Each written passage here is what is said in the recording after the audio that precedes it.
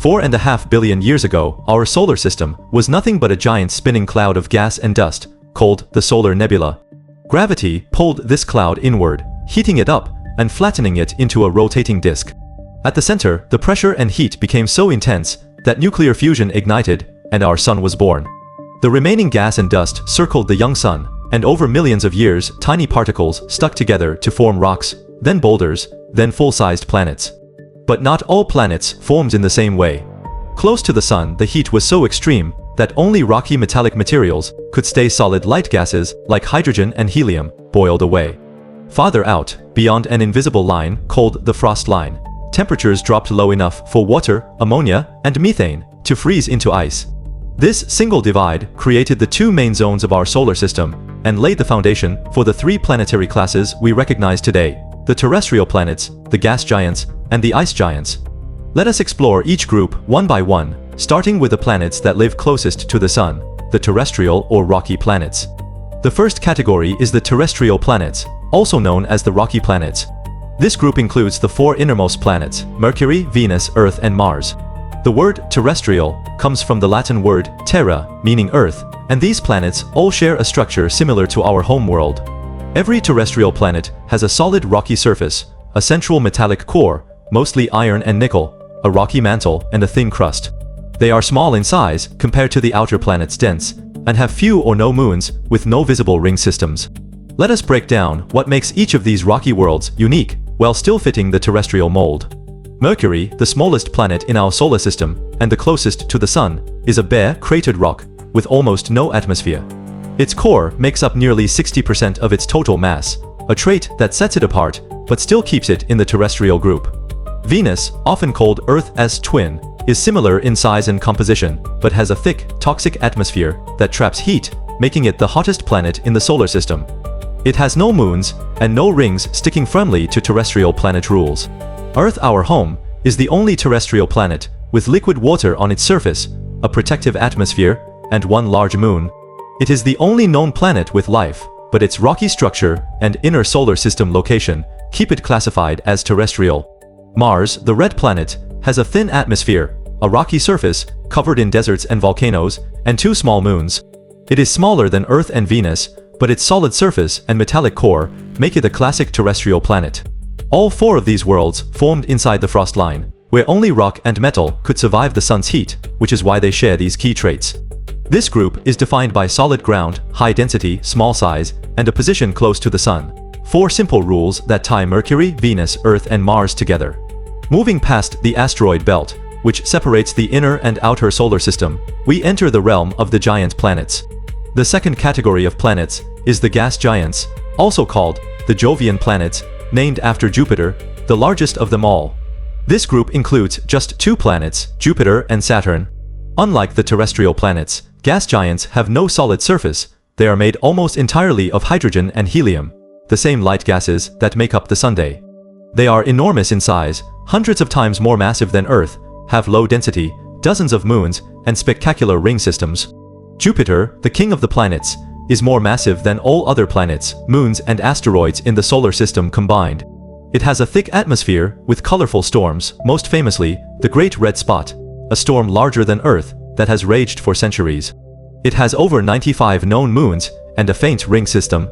Saturn, famous for its bright, wide rings, is the second largest planet and is even less dense than water. It would float in a bathtub big enough to hold it.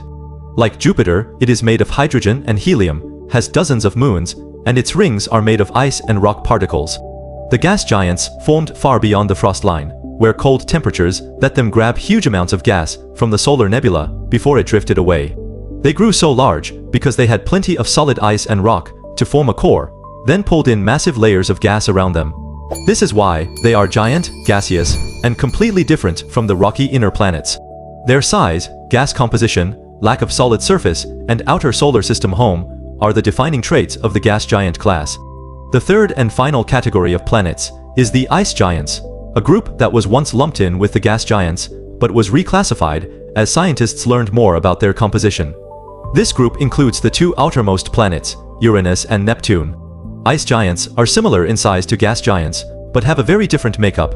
They are made mostly of ices, such as water, ammonia, and methane, with a small rocky core, and only a thin layer of hydrogen and helium atmosphere. They are smaller than Jupiter and Saturn, but much larger and more massive than the terrestrial planets, have faint ring systems and dozens of moons. Uranus is unique because it rotates on its side, rolling around the sun like a ball instead of spinning upright. It has a pale blue color from methane, in its atmosphere 27 known moons and faint rings. Neptune, the windiest planet in the solar system, is a deep blue color, also from methane, has 14 known moons and faint rings. It was discovered using mathematical predictions before anyone saw it through a telescope, a triumph of solar system science. Ice giants formed even farther out than the gas giants, where there was less hydrogen and helium to grab, so they built up mostly from ices instead of gas. This difference in composition is why they are now classified as ice giants, separate from the gas giants. For a long time, astronomers called all 4 outer planets gas giants, but modern space missions and telescopic data showed that Uranus and Neptune are made of different materials, leading to this new, more accurate classification. This change shows how science evolves as we learn more about the universe, and it gives us a clearer picture of how our solar system's planets formed. You might be wondering why this classification system is so important. It is not just a way to label planets, it tells the story of our solar system's birth. The terrestrial planets are close to the sun because only rock and metal could survive the heat. The gas giants grew big and gaseous because they had plenty of gas and ice in the cold outer regions. The ice giants are made of ices because they formed in the coldest, farthest parts of the early solar system. Every trait of every planet ties back to where and how it formed 4.6 billion years ago. This system also helps us study exoplanets, planets around other stars. When astronomers find exoplanets, they use the same classification rules to figure out if they are rocky, gaseous, or icy, which helps us understand if they could be habitable or how other solar systems form. Our solar system's 8 planets are a perfect example of how planetary classification works, and they are a guide to understanding the billions of planets in the Milky Way galaxy.